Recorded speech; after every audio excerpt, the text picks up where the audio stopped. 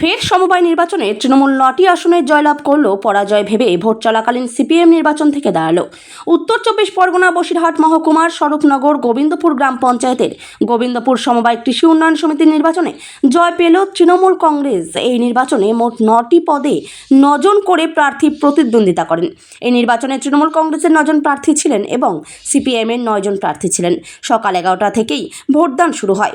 বেলা 2:10 নাগাদ সিপিএম নির্বাচন আচরণবিধি ভঙ্গের অভিযোগ তোলেন এবং লিখিত আকারে আরও সাহেবের কাছে অভিযোগ জানিয়ে নির্বাচনী প্রক্রিয়া থেকে সরে দাঁড়ান। তৃণমূলের অভিযোগ হার নিশ্চিত ভেবেই ভোট পর্ব শেষ হওয়ার আগে মিথ্যে অভিযোগ তুলে সরে গেলেন সিপিএম। এর সঙ্গে বিধানসভার সম্পর্ক নেই।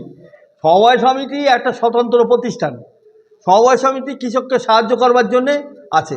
গোবিন্দপুর সমিতি একটা ভালো সমিতি এবং এখানকার প্রতি বছরই 100%-এর উপরে কালেকশন হয়।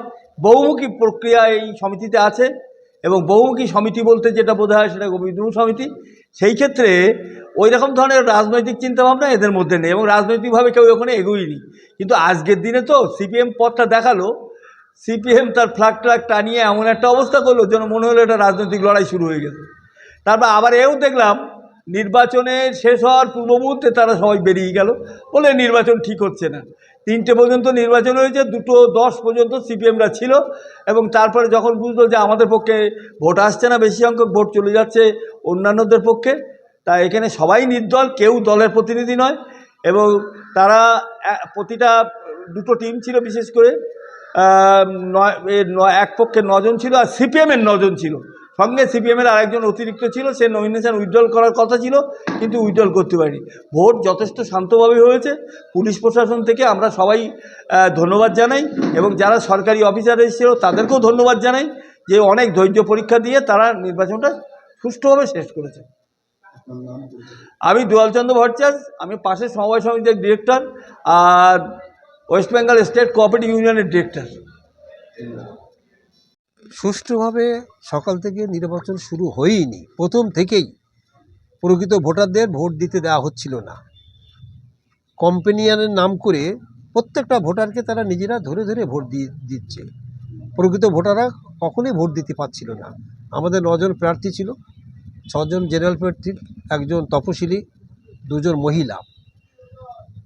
যেভাবে ভোট ক্যাম্পেইন হয়েছিল তাতে মানুষের একটা মনোভাব যা জেগেছিল এই কোঅপারেটিভের বিরুদ্ধে, দুর্নীতি, স্বজন পোষণ, অনেক বিষয় ছিল।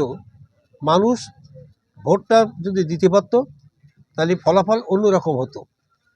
কিন্তু গত 2 দিন ধরে প্রশাসনের লোকজনদের নিয়ে সমস্ত যারা ক্যান্ডিডেট ছিল তাদের নিয়ে বসা হয়েছিল।